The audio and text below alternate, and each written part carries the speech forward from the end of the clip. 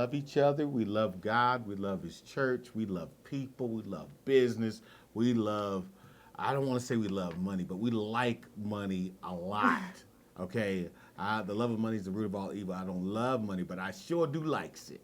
Okay? And so we like each other. And we're having a good baby. How you doing today? I'm doing great. It has been a crazy day around here. I'm telling you, we've been working around the clock on all these different projects that we have going on, and it's been exciting and powerful. Babe, this is our episode number 20. Yes, it is. What do you think about that? Woo! It's almost over, guys. This is our first season. We have learned so much doing our first season. I'm telling you, you guys ask the hardest questions in the world. We have spent so much time praying, thinking, and researching your questions, but it's been really stretching for us. To put ourselves out there. Y'all know I'm a public person, so I was born on, but it's really been a stretch for you. Yeah. Because my wife will run everything. I mean, she runs everything around here. Okay, administratively, financially, the resources, everything. But to come out from the wings and come out and speak, because I'm really the one who wanted you to do it, and because you don't just nod. I was happy in my little bubble in front of my computer. Because we have these deep and powerful conversations that last for days and days and days, and nobody knows. Nobody knows what it takes to be you, what it goes on behind your eyes. And because of how God has arrayed your personality, you really don't need them to know, which is what is so fascinating. No, I'm okay. And I think that's just awesome, and I enjoy it. But I think there's so much that you can contribute because people don't really get to see on stage women who don't need stage. So often all we ever see is women who can't live without the lights. And they end up influencing the conversation. And so you have women who are living deficits who are being displayed like assets. Ooh. Mm-hmm. Yeah, and I watch it because I do this for a living, so I'm dissecting them, and then yet they're controlling the conversation. So we need women like you who are holding it up, holding it down, who have actually happy husbands and have actually healthy kids and actually healthy homes and run actual operating businesses, and aren't just talking heads to actually talk. You're right. I agree. I'm always talking about why they always put that on TV. Yeah. But we can't get the women who have happy husbands to say nothing. Well, we can't make real women of America. Right. We're going to have the normal women of America. Basketball housewives of the football, who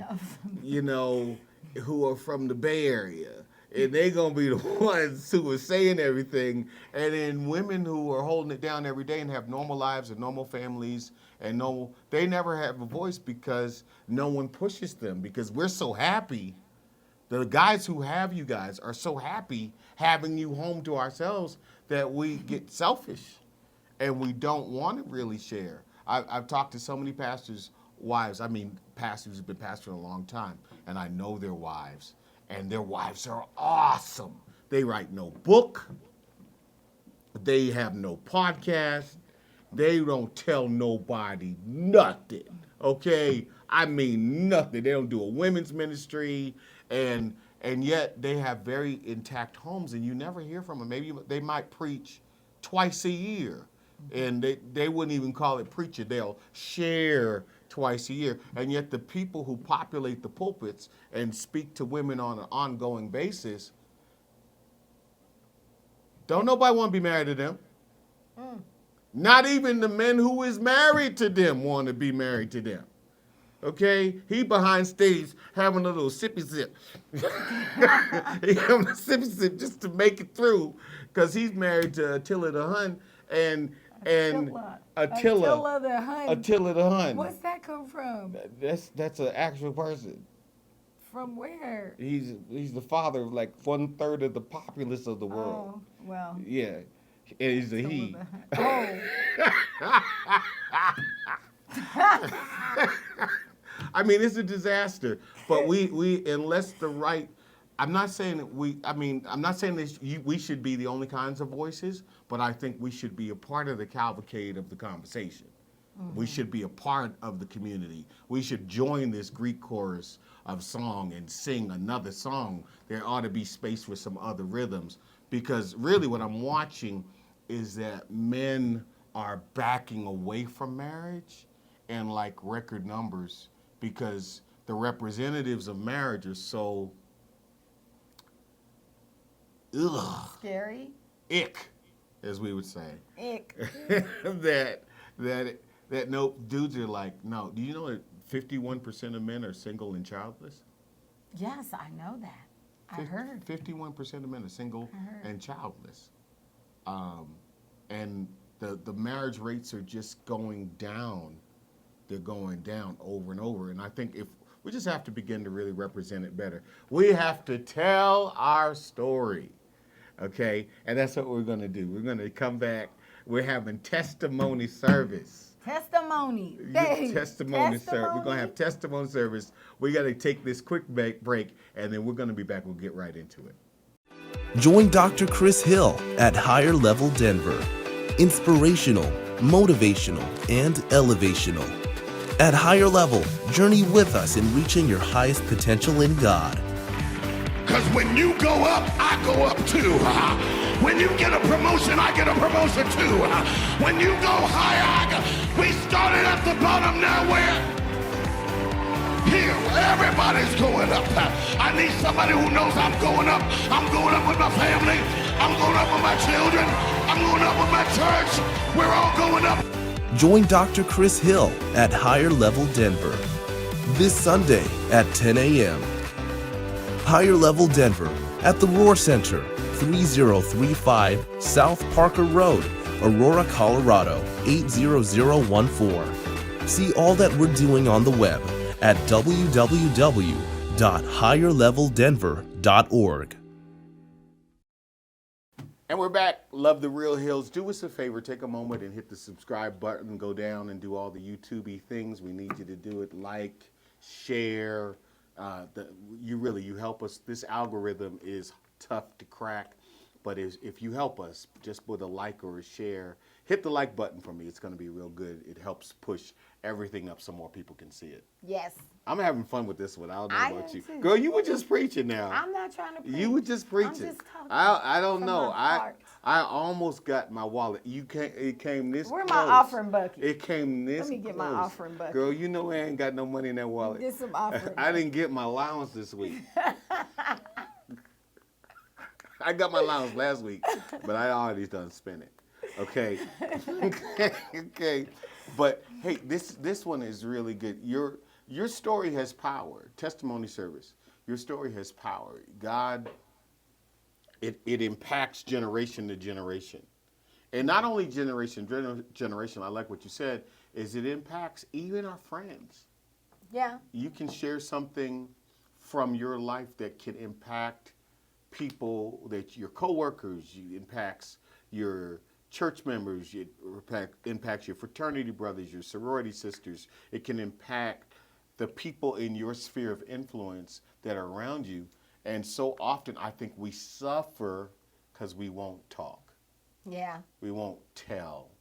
And collectively, we all end up having to go through individually when we could have gone through easier collectively if we had just shared the collective knowledge. Yeah. It's like the saying, it takes a village to raise a child. Mm-hmm. It takes a village to go through life.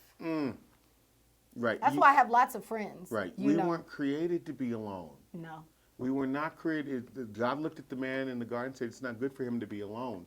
It's not good for humanity to be alone. And so many of us are suffering because we don't live in community. We don't live in a community. And we're not a part of a church community. We're not a part of a social community. We're just these religious Rambos who are just out raging against the machine all by ourselves. And then we wonder why we're losing in life.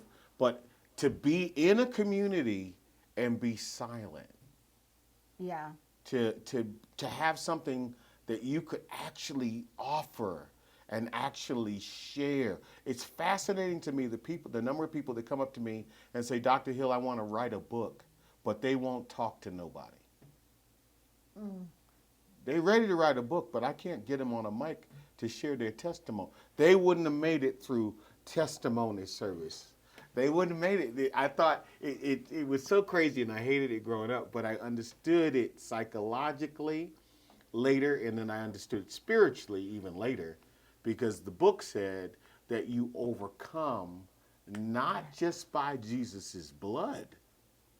That's deep. That's crazy deep. You don't just overcome by Jesus' blood. You overcome by the words of your testimony. And that you don't care about your life as unto death. So the blood of Jesus, we all raised on it. Blood of Jesus, blood of Jesus, blood of Jesus. Yeah, it's good. But your testimony, your story is just so much a part of your overcoming. It is. As well. I mean, look at, I used to go to AA meetings, and it's not that I'm an alcoholic, it's that I like alcoholics. Okay. So they be going around and say, my name is John, I'm an alcoholic. And I say, hi, my name is Chris, and I love alcoholics.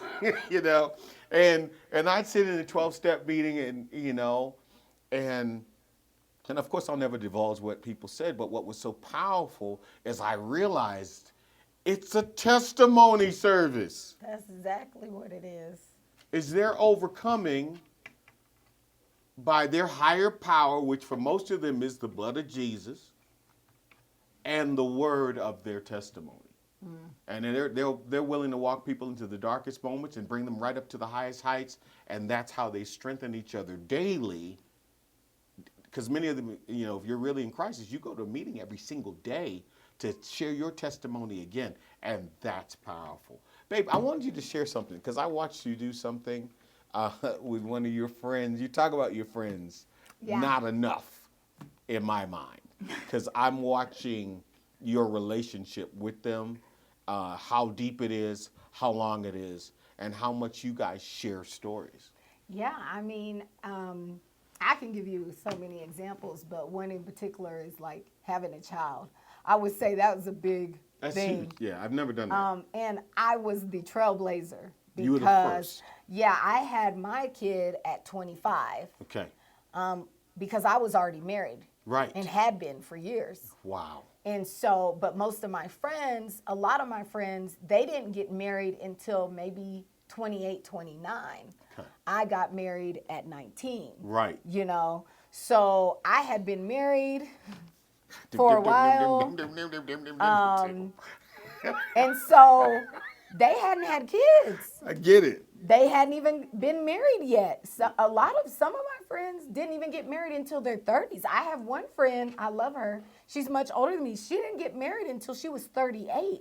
Get out of here. One of my really good friends didn't get married until she was 30. Mm-hmm. Another friend of mine didn't get married till 29. So you were way ahead. I was ahead. I had been married for Married years. at 19. To Jed Clampett. Yep, Jed Clampett.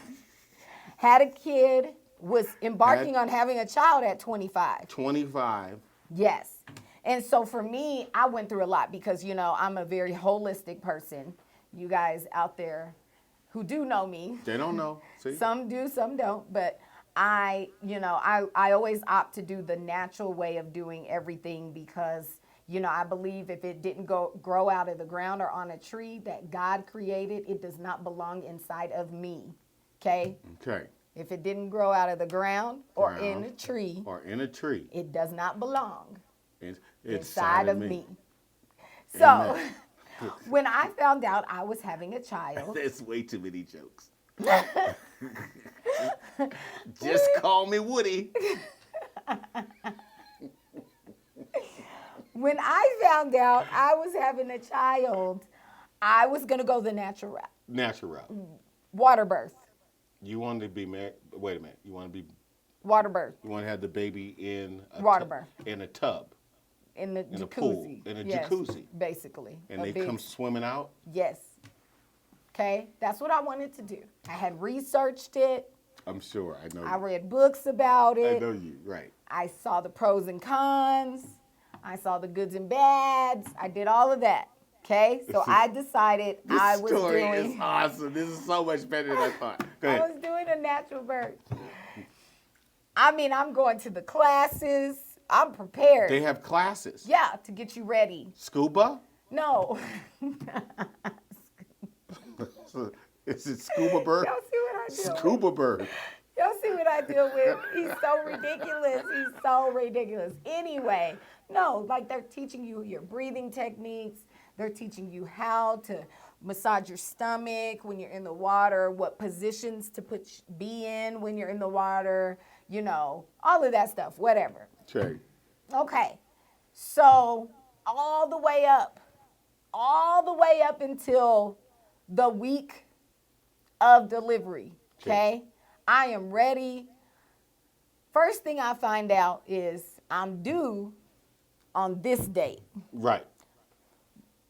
It is now this date, and this baby has not come out, which I found out is pretty typical for first birth. birth. So the baby was late. The baby was late. To the projected due date. But as you know, I am a small person.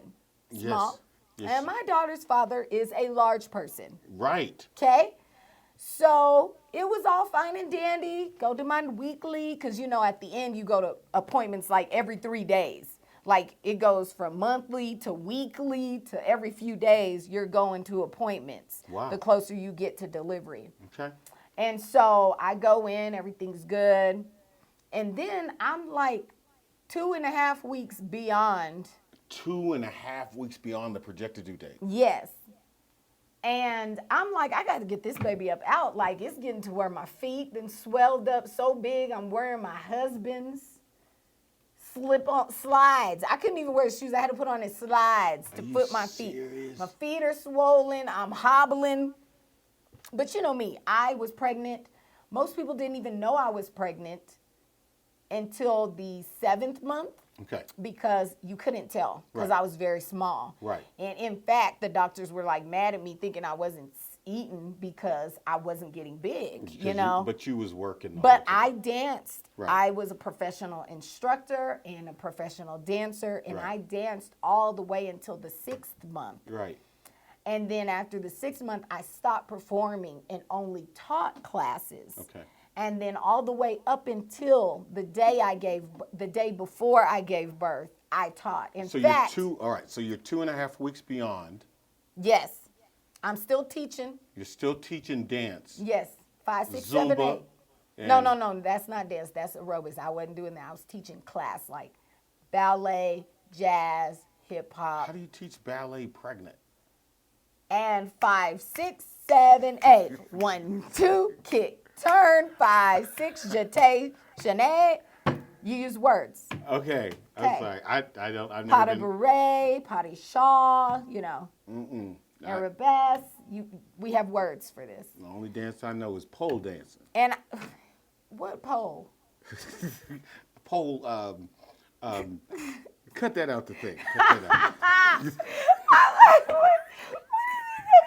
What pole? That little pole they on, you know. Who's they? The ballet, you know, they be doing. Oh Lord. No? No. No. No, he don't know nothing, y'all. Okay. He don't know nothing. All right. He don't know nothing. All right. So you're 2.5 weeks beyond. What So do I- you do? I went to a hip hop class, someone else's, Okay. and I went all out. I danced like I wasn't pregnant Wow. to put myself in labor. Okay. Did it work? It worked. Get out of here. Well, I didn't think it worked because that night I went home, it was nothing. The next day I had an appointment, still no baby. So I went to the appointment and they hook you up because I'm now so late. They're like, okay, let's make sure. So they hooked me up and they realized that I am having full-blown contractions. And they're looking at me like, No pain? they're like, your contractions, there's like numbers to it. Yeah. And like the high is like over 100. Like a hard contraction is like in the 90s, Right. high 80s to 90s. And I was like at a 94. Whoa. And they were like, they came all rushing in the room, all concerned. And I'm like, they're like, you don't feel that? And I'm like, what? They were like, you are having contractions. Look at this paper. And they're showing me the paper and the screen. And I was like, oh, I thought that was just the baby kicking like normal. Wow. Because my child was in this belly. My stomach looked like an alien. It would Really? move. Literally, you could see it moving. Right. All the time. And She you're was so you're active. so small. So I thought it was just her kicking and, dancing in there like she always does. Yeah. They were like, no, you are in labor. Right. And they're like, you need to go across the street right now to the hospital. And I'm like, I didn't believe them. I walked across the street. Well, first I called everybody and said, oh, they're making me go. They're saying I'm in labor, but I don't feel nothing. I moseyed across the street. I'm like, to my husband, I'm like, I'm hungry. Let's go to the cafeteria. We went to the cafeteria, ate food. You're in active labor in the cafeteria line with a tray. Yes, getting some food. Because I knew once you get in that hospital, they ain't going to let me go. And there's no hope. Okay. You're just going to be there. Okay. So I'm getting food. I sit down. We eat, talk. Then I'm like, man, I got to go to the bathroom. I go to the bathroom. Yeah. Nothing comes out. Okay. So then I'm like, okay, let's go. Let's go to the room. Let's go check in. We check in. I get in the room. They're like, your contractions are even worse. And I'm just like, this is it? Okay. Because, all the people in front of me, my mother, my grandma, they're like, girl, get ready for the worst pain of your life. And I'm like, So you're pain-free. it's not pain. There's something. Is it pressure? I thought it was just the baby kicking. Wow. That's what it felt like to me. So, but either way, long story short, Yeah. I'm in the delivery room. I'm in there for hours and hours. The baby don't come out. My doctor, there's a storm. It's Friday the 13th. You guys, I had my kid on Friday the 13th, and there was a huge storm outside. Yes, in Texas, huge storm. Right. So, That's a big story. yes, my doctor's trying to get to the hospital through the storm, and I'm there with the nurses and everything, and this baby is not coming out. All right, wait. So the doctor's trying to make it through the storm. Yes. You're 2.5 weeks over. You're in full-blown labor over 94. I'm walking around the room. I'm getting in and out the tub, the big jacuzzi They tub. have a jacuzzi because you're still trying to do the water thing. Yeah.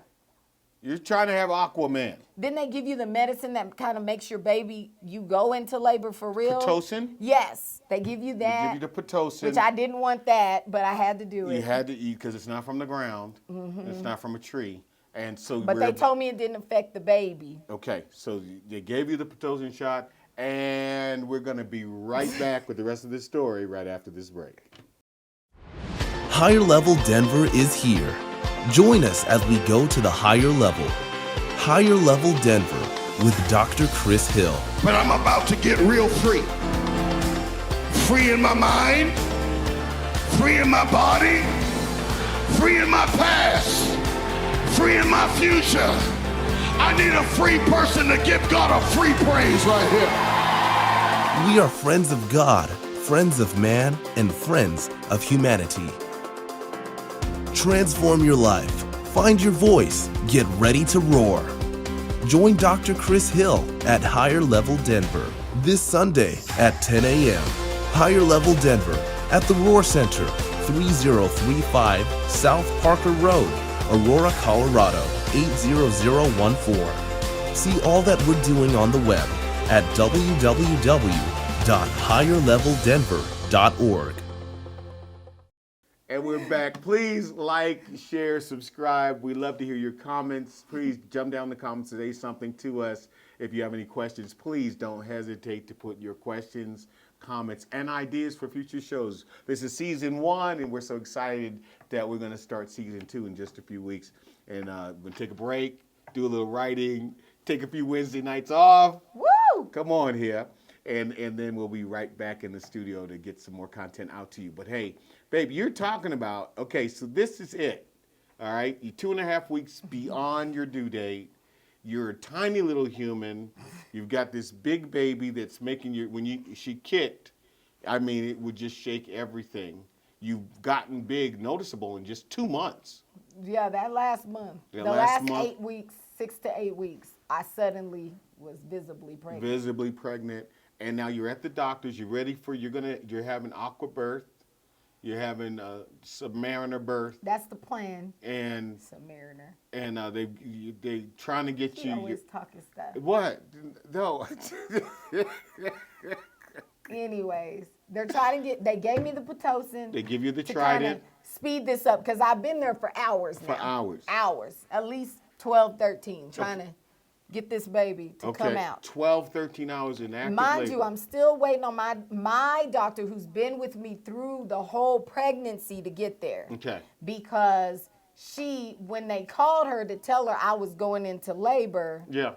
she was in the middle of delivering 3 babies that were scheduled. Oh, because you were. So she had to deliver those 3 and then get to my side of town at the hospital where I And this was. is Dallas. Dallas. This is Dallas. It's big traffic, distance. And she was in Dallas and I was in Fort Worth. Oh, that's even worse. Yeah. That's crazy. That's an hour and a half. Yeah, easily. But there was a storm. And the storm. And then. Finally, after hours, my doctor shows up and comes in the room and she looks, and in a matter of seconds, she splits her mouth open to say, "Oh no, this baby is too big to come out of her. Prep her for a C-section." Wow. I about died. That is the moment, people, when my life was flipped, turned upside down. Let me get it clear. So Doc Ock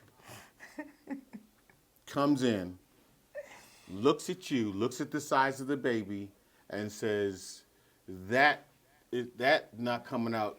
Nope. That exit is too small. Yes. So we need to prep you for a cesarean. Prep her for a cesarean immediately. This is an emergency. Cesarean section. For those of you who don't know what it is, Google that mess, okay? Because I ain't got time to be telling you stuff you don't need to know, okay? They might need to know, but You need to anyway. know. Jesus. So at that very moment, of course, I lose all of my marbles because, first of all, I'm not doing drugs. So mind you, all this time I've been in there going through the contractions, because the contractions finally started feeling like contractions, but it wasn't pain, it was immense pressure. But it was enough to where I had to really breathe through it. And, my mom's in there and she's mad at me because I won't take drugs for pain. I'm like, but it doesn't hurt. Am I crying? Do you see tears? No, that means I'm not in pain enough to take drugs. And she's mad because I won't take the drugs. And, I'm going through contractions for hours. If it was me, they could have gave me crack cocaine. Okay? You sound like most of the people I know. Okay? Call me Pookie. Call me Pookie. There's no way in the heck that I'm going through none of that for 12, 13 hours. Okay, call me Pookie. Well, I read the books. New Jack City. The medicine, makes your kid a little when they come out. Yeah, they're a little high. It could cause problems. So I didn't want that. But all right. So no drugs, C-section. C-section. And of course, I researched that as well. Okay. So I immediately realized I am now required to pretty much get every drug known to mankind. You need an epidural. Possibly, depending on how far into it you are, Wow. they may have to do anesthesia, Straight up anesthesia. Knock you out. local anesthesia. Local. Mm-hmm. Okay. So anyways, yes, Okay. So you they go. end up giving me, They roll you out. no, they send in the people to prep me for C-section. Okay. And they have to give me an epidural. Epidural. And they have to hook up all these IVs IVs for you. with different medicine. Wow. Now they got to put the strong stuff. So you just mad. Are Mad. you mad? I am bawling, Crying. crying. Y'all, I ain't cried through a contraction. I ain't cried for, they told me I had to have medicine. I started crying like a kid when you got to give them, take your cough syrup, you know. Right. I'm crying like, no. I mean, it was over. I couldn't even think for myself at that point. Right. Thank God my best friend was there. Right. So Lily was there. Yeah, she was there. She was able to think for me Now that's deep. and calm me down. Okay. You know, so they take me, they roll me out, I have the C-section. Of course, All right. So they roll you into surgery, surgery. and then they take the knife. It's not like that. No, it's not like that. More like this. It's like the scalpel. They and they do all of that. they I'm give you- watching they- because I'm the type of person like, you're giving me drugs, you're gonna cut me open. You think I'm not gonna watch? So you're now they put watching- this sheet up so you can't see, but they have those little round mirror things, so I'm watching through the mirror. Like at the supermarket. Yes, those round ones Wow. in the room. So I'm Wow. watching. And meanwhile, my daughter's father, who's standing behind me, is about to pass out. oh my he God. sees it Oh because my he can God. see over the curtain. I'm gonna call him after. And here's them saying, colon, Where small is my intestine, phone. stomach, and they're moving parts to get to what. And he almost passes out. They have to go get a chair for him to sit He down. needs a chair. I need a chair. Oh Lord, I'm like, okay. So I'm they're watching. pulling out, and you're awake. Yes. There was no way I was allowing them to give me an anesthesia. So you have like colon, small intestine. They're pulling out organs so that they can get to the kid. Yes. Yes. So my doctor gets on the bed. I'm laying there. On the bed. Yeah, she can't get the kid out. The kid is stuck. Because the kid was too big, just like she said. It's too big. She gets on the bed, straddles me, and has to Stop it. I'm not, she has to You lie. yank. It took, oh no. What? Hold on, people, I lost my So microphone. we're gonna recap this week. So the doctor is on the bed, straddling my tiny little 5'1" wife, and trying to wrestle the child out of her innards. Her husband at the time is seated as he's watching this whole thing go through. And can't wait to call him. I'm calling him. You never told me this. Yes, he's this whole watching. story. He's watching this, and then boom, And then boom, she gets the baby out after like 3 yanks. 3 yanks. Yeah, you can see the outline of my pelvic bone on the baby's head, and I'm like, ah, Oh dang. my baby gonna be special or something. Something gonna be wrong with her. She ain't gonna be able to think. Babe. She ain't gonna be able to think Okay. because I didn't smushed her brain. Oh my God. Like I'm like thinking all of this horrible How heavy? stuff. How big was she? She was like 7'11". So she wasn't massive. That's massive. That ain't massive. That's almost 8 pounds. 7'11". Yeah, I thought this baby was like 13 too. You know. I am 5'1.5". Okay. Okay. That I mean, everyone else in my family's babies are 5 pounds. 5 pounds. Yeah. So this is big. for Yes. y'all. Dang. Do y'all make cookies? Huh? Do you make cookies? Cookies? Yeah, in a tree. Do we make cookies? Yeah, the Keebler elves. She didn't get Ho- it. Y'all make cookies. Can we cut? Yes, I'm freaking out, you know. Right. I'm freaking out because I think she's gonna have brain damage. Because there's marks I mean, on it her was like face. 13 hours, Dang. you know, of me trying to get her out the normal way, Right. and before my doctor got there. So, anyways, This is crazy. we had the baby. Lo and behold, people, Lo and behold.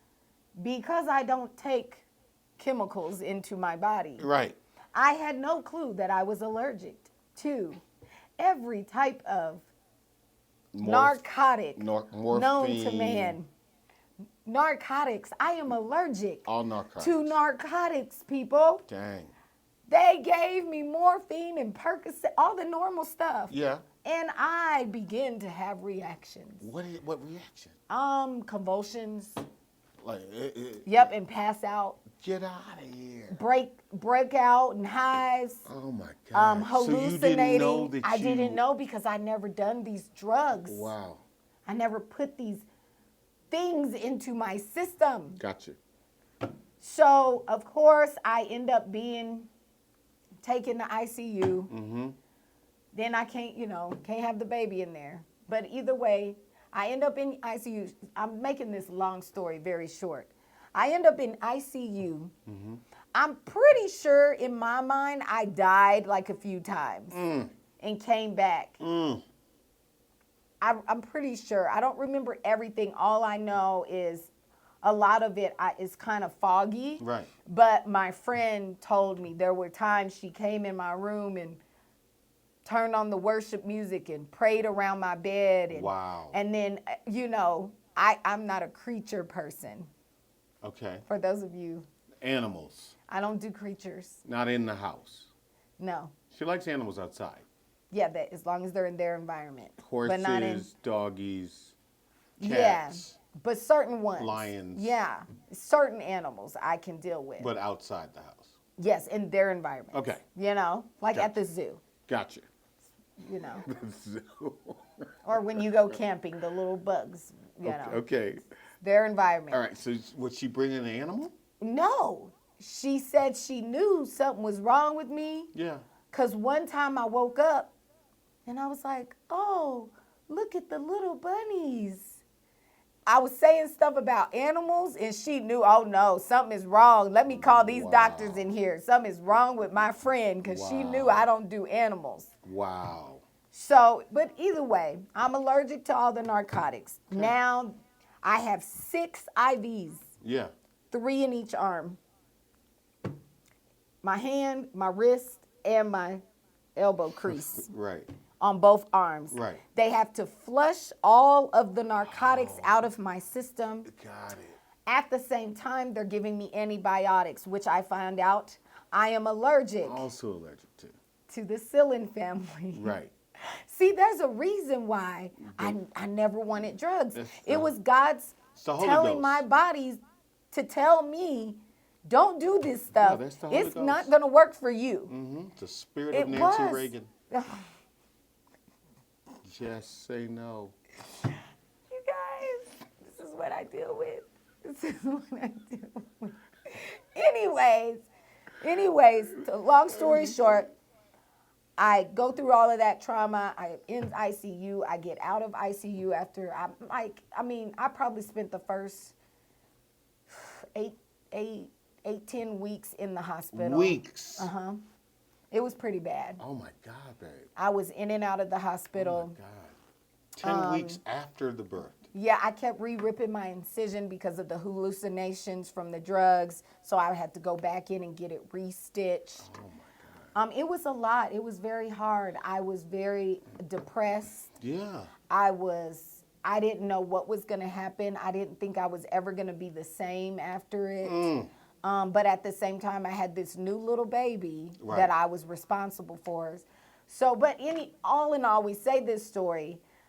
Fast forward, 10 years later, 10 years later. 8 years later, one of my friends ends up getting pregnant Okay. and finds out that she has to have a C-section. She has to have one too. And she comes to me, tells me, and at that moment, you know, I could have just kept that information inside Right. and This just is kind of horrific. it's okay. This is This is traumatic. so bad. You know, I could have. This was hell. But I talked her through what I did, what my processes were, how I got through it. And so when it came time for her to have her baby, because she listened to my advice, she listened to the things I did. I had created ways of showering when your incision is not healed, and I had created ways of setting up the room to make it easier to deal with certain things and how to hold the baby in a way. And we so were you can- together by then. For this pregnancy, were we when together? when my friend had her kid, yes. Okay. And so Yeah. Because I saw this. I watched you do this. yeah. That's why I wanted you to share. But you shared stuff I didn't even know. I didn't know. share it all. There's so I much mean, more. this is But I ended up being able to use what I went through right. to help her to get through what she was about to go through. Right. And even Oh to my this day, she gosh. tells me, like, had I not gone through that and been able to walk her through it, she wouldn't have made it through because, you know, I was able to talk to her about the dark moments and the sadness and the depression and not feeling like yourself and not, you know, feeling like you were ever going to get back to who you were and those things. And because I could talk to her and tell her, look, this is what I do. You got to do this. You got to get out. You got to come. I'm going to come. We're going to take the baby. You need to go and do something you like. You know, all of those different things, she wouldn't have made it through the best that she could have had she not had that advice. Coming And through the birth, coming through the C-section, the drugs, the preparation for going into a C-section. postpartum. After having the baby, the not amnesia, when you can't sleep. What is it when you can't sleep? I forgot. I have amnesia. amnesia. Amnesia is when you No, forget. that's a- Insomnia. When you can't sleep, at because night. of the drugs you have to take, and they mess up your sleep patterns and your I feeding need and every breastfeeding man, and not Just to breastfeeding. thank God right now. If you're a man watching me right now, just thank God. Okay? Because if men had to have babies, abortion would be a sacrament in the Catholic Church. Okay? It's just no way. This is ridiculous. Okay? It is. This is ridiculous. But you know, there's many other situations in life that I've gone through, and I've been able to share my testimony with other young women, and it helped them to get through their hard times. And I in watched life. you do it. And You so went down there. Didn't you set up her Roman stuff I went down and helped her. and helped her? I set up the room. I set up the bathroom because things you don't even think about when you're in it. But I thought about it because I went through it. Right. But I didn't have anyone to tell me what to set up. And so I did that, and I was able to tell her what to purchase online ahead of time. You're going to need this, and you're going to need that because of this and that. And she told me, you know, I'm so grateful because I wouldn't even known to get those things, and it would have been hard without them and harder, you know. And so she's always saying thank you, and That's deep. she don't know what she would have done, you know. Wow. But I say all of that to say is that your testimony can save someone's somebody's life. It can change someone's life. And it doesn't just have to be, I love that story because it doesn't just have to be some spiritual, shama, I met an angel on the road to Damascus, the corner of Damascus and MLK. I don't, you know, and so often we make the testimony have to be so spiritual. It can be very practical. But it can be life application. Tell me how you got over, because your story has power. And so we want to encourage you. Tell your story. Share your story. That's why we're here.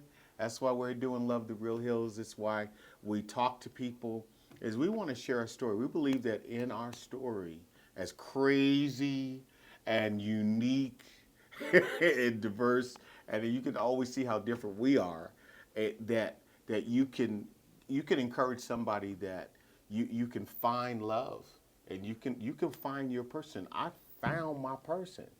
My person is sitting right here. She's my person. I found her. I pursued her with all strength, and I mean I had to convince her. Okay, and our lives have been the better for it because I found my person.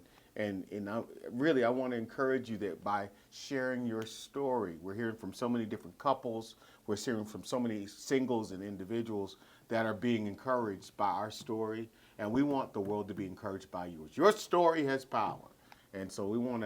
You don't have to do old school testimony service, but come on, share your story. Share your story. Share your story. We want you to like, subscribe, comment. We want to hear from you. This is the end of season 1. We'll be back with season 2 in just a few weeks. And I think we're going to put out some shorts and some videos and share, but tell people about it. We need your help to expand this platform. We love you. I'm Dr. Chris Hill. And I'm Renee Hill. And we love you. And this is Love the Real Hills. And we'll see you real soon. Goodbye.